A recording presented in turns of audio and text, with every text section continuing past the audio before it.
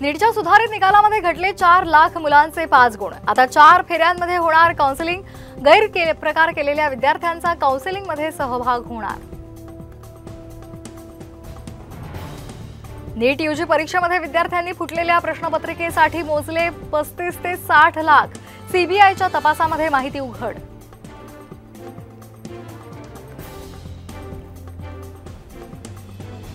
मुख्यमंत्री युवा कार्य प्रशिक्षण योजनेमधून दरवर्षी 10 लाख लोकांना प्रशिक्षण। मंगल प्रभात लोढा यांची माहिती। बेरोजगारांसाठी सुवर्ण संधी।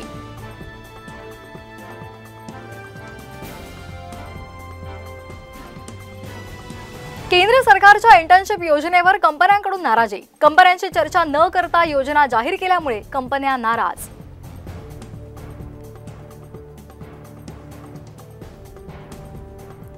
दूध भेसळखोरांविरोधात कठोर कारवाईसाठी राज्यात स्वतंत्र कायदा करणार। मुख्यमंत्री एकनाथ शिंदेंचा मोठा निर्णय।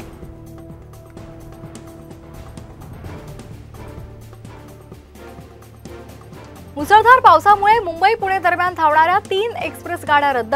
इंटरसिटी, डेक्कन क्वीन, प्रगती एक्सप्रेसचा यामध्ये समावेश। पर्यायी एक्सप्रेसनं प्रवास करण्याचं आवाहन।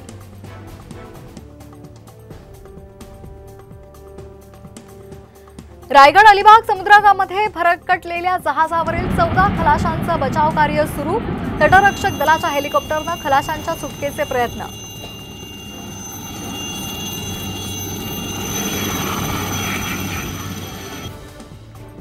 रायगडमध्ये सावित्री नदीचा पूर ओसरला। महाडला असलेला पुराचा धोका टळला। नागरिकांना खबरदारी घेण्याच्या सूचना।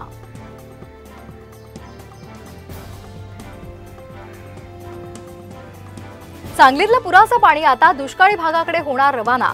पालकमंत्र्यांकडून म्हैसाळ सिंचन योजना सुरू करण्याचे आदेश।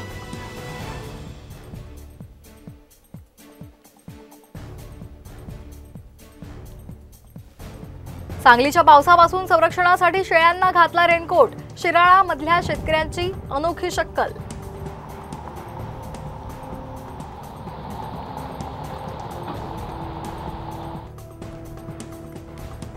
पुराच्या पार्श्वभूमीवर कोल्हापूरकरांनी कार पार्किंगसाठी शोधली सुरक्षित जागा। महावीर कॉलेज ते बावडा रोडवर केल्या कार पार्क।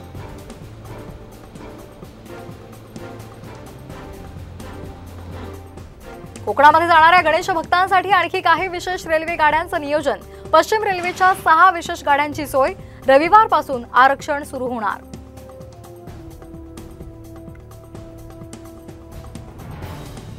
असा गोळीबार करा की सलमान घाबरला पाहिजे।